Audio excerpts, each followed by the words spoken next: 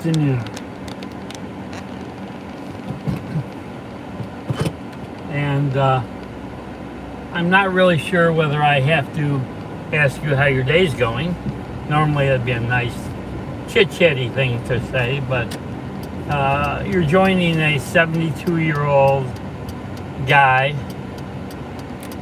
who's doing DoorDash to supplement his Social Security because he can't afford to really live in California. Can't afford to live in the United States. Let's put it that way. Right now I'm returning from a $10 delivery downtown Sacramento. I sit in the food court from like 10 o'clock in the morning until about 5 in the afternoon, at which time I drive down to Cheesecake Factory or down by California Pizza Kitchen, which gives me a better chance of making better tips in the evening. I pretty much do that 7 days a week, except when I'm watching my 3-year-old granddaughter, because my 27-year-old daughter is doing caring for people. She's got 2 regular customers that are a 15-year-old girl that's autistic and a 5-year-old boy who's autistic. And she loves it. And she's got multiple sclerosis, my daughter does, and lupus. So there aren't a lot of jobs she can work. And let's make this about my daughter. She started a entertainment business, training very, very beginner level kids around the world to be singers. And because she's a very good singer, even with the MS, and she's an excellent recording engineer for somebody that's self-taught and just has inexpensive equipment. And she charges really reasonable rates, so she does get some business from that. But at any rate, she's working now pretty steady. She wasn't before, and she went from about $200 a month to about $1,200 a month in income. And her fiance, the father of my granddaughter, makes decent money managing night shift at a grocery chain store. And I supplement with whatever I can. My money from DoorDash, my money I make doing something called Tapestry. This YouTube channel just paid me $120 last month, and I really appreciate all of the support you guys have given me. At any rate, we've been doing the business. She's been doing the business for now going on 7.5 years, and asked me to help her with being the chief financial officer once I retired from driving truck and training racehorses. And I gladly help out. I love her. She's very, very bright. The MS hasn't done too much damage to her mental capacity so far. And she's 27. Just was diagnosed 2 years ago, and we're still working through the medications. Takes about 15 pills a day. But has a good positive outlook on life. Loves our little girl, Jessica, who appears on this channel with me a lot of the time. Sometimes she just appears herself.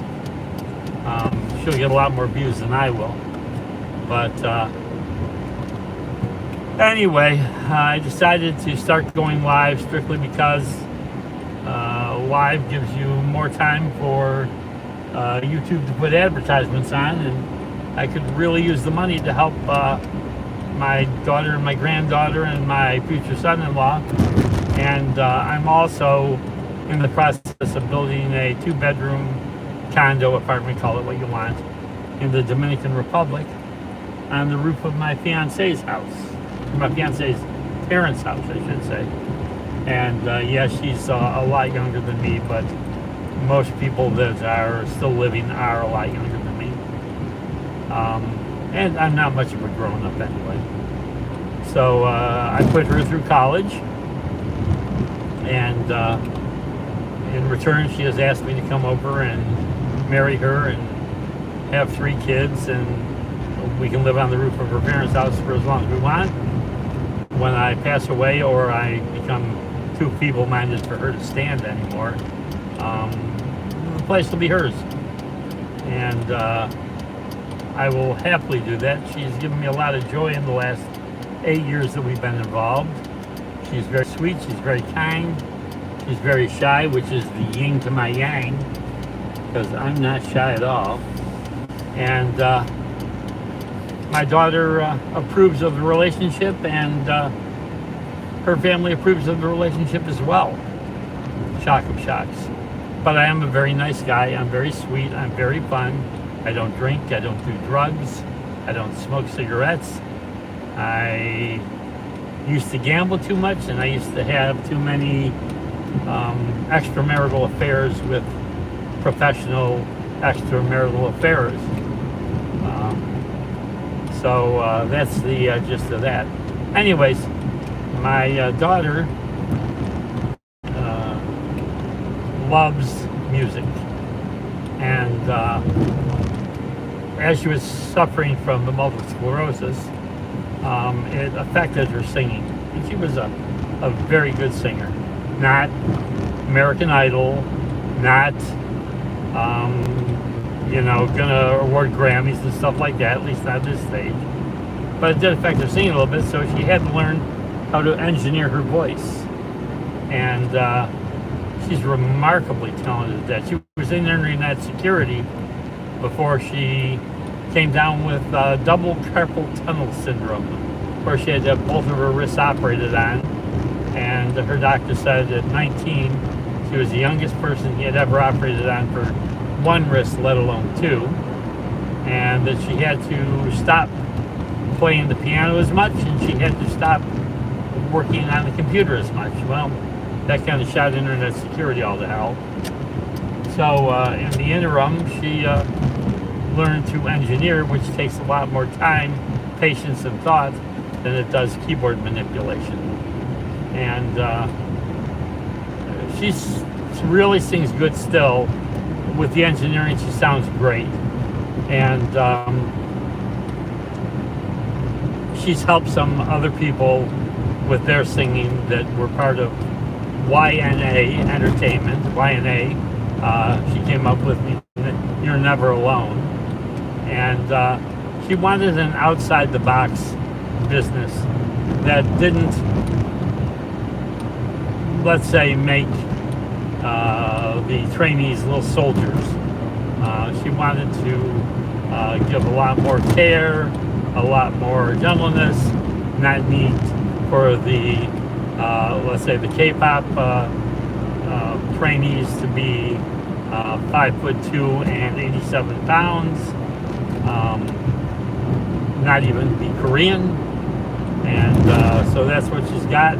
She's got some kids that are honestly pretty damn good singers, and with her engineering even better, and pretty damn good dancers, although I don't know a lot about dancing, and pretty good rappers. My daughter, for a Scotch, Irish, English, German background, raps reasonably well, which makes me laugh a lot. But at any rate, I really enjoy helping her out. I really enjoy being part of her life. I will continue doing DoorDash as many hours as I'm available, that I don't be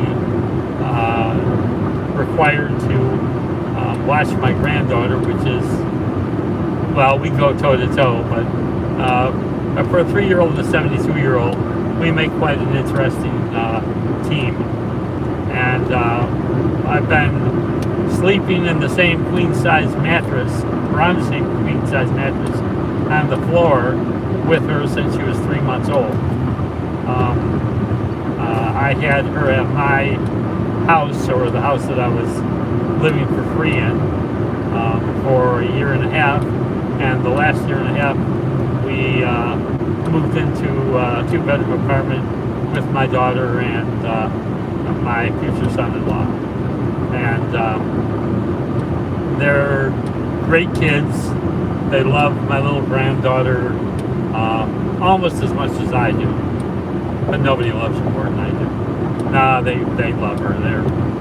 I'm going to be perfectly comfortable to leave them next February when I go to the Dominican Republic to be there on Valentine's Day.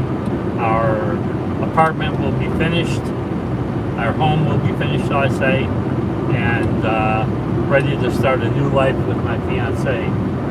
And let her live with me for a couple months before I ask her to marry me again in person, even though she's accepted twice online and is already wearing the ring and already planning the 3 children she wants to have with me. So I put her through college. She's got a degree in child psychology. I'm not sure whether that'll help her more with the children or with dealing with me. But at any rate, I'm sure we're going to have a lot of fun. I'm sure she's going to be happy. I'm sure I am going to spend the rest of my life making her feel she's the luckiest woman in the world. And I do believe on our wedding day, her friends are all going to look and say, "You're really pretty. Why are you marrying him?" And I told her on our first anniversary, since I'll be living there amongst them and learning Spanish, which I know very, very little of, and she knows virtually no English. But on our first anniversary, I told her I want all of them to come up to her and say, "I know why you married him. Where can I get one?" And if I have that response from her friends and her family, I'll have done a good job. I'll have done what I set out to do. And since with my Social Security and minimum wage over there being 84 cents an hour, yes, 84 cents an hour. But because they live next door to Haiti on the same island, they're a wealthy country. And man, do they have wealth in family and friends and relationships. And I'm really impressed with everything I've met. Her dad doesn't speak much, but after the first year of her and my online relationship, she introduced me to him online, and he said, I bought him a cell phone, an inexpensive cell phone, and he said, "Thank you very much." He said, "Everybody wants something." And I said to him, "Your daughter is the girl that I dreamed of since I was in my teens. She's better than I dreamed of her, because all I dreamed of what she looked like. At 15, I didn't really put a personality with her." I said, "Your daughter's an amazing young woman. I want to support her and help her graduate from university. And I want to help her financially so she doesn't have to work, and so that everybody in the family's life can be a little easier." And I said, "I want what you want for her, the best future possible." At this time, I had no belief that she would ever fall in love with me. I was just there to support her, to help her. It was going to cost me $100 a month, and it was going to keep me from marrying girls I shouldn't marry. But I enjoyed a lot. I enjoyed everything about them but their expensive drug habits. So anyway, he said, "Okay, keep it up." And now he's comfortable with her and my future together. My daughter's comfortable with it. I think everything's going to work out really well. But even if it didn't work out really well at this juncture, I have had the best 8 years that a 66 to 72-year-old man could possibly have. 64 to 72. See, I'm still good with math. Thanks very much for watching. As you can see in front of me, I'm at Arden Fair Mall in Sacramento, California.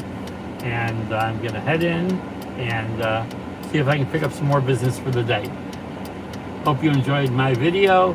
I'll be coming online as often as possible.